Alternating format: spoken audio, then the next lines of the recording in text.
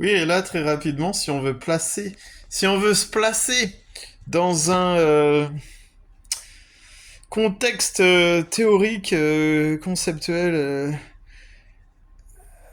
si on veut se placer précisément, ou si on veut se replacer précisément dans notre univers, on peut se dire on se trouve là bien précisément entre deux grandes singularités.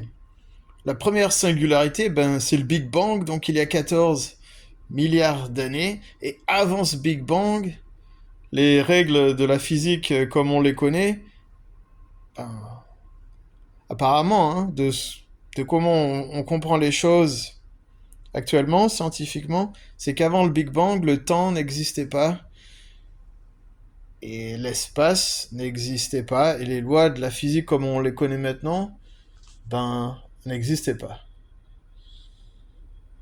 Et donc, cette singularité, c'est le moment où quelque chose apparu à partir de rien. Donc c'est un petit peu comme la cosmogonie, la création de l'univers, au lieu qu'elle soit religieuse, bon, bah, c'est la scientifique.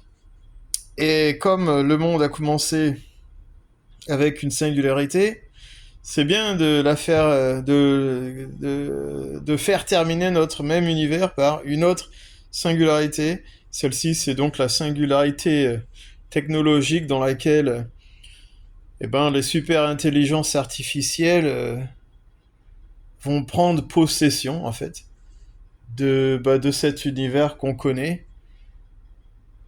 Et donc voilà, entre ces deux univers, en fait, en- entre ces deux, pardon, singularités, il y a des univers, en fait, qu'on ne maîtrise pas.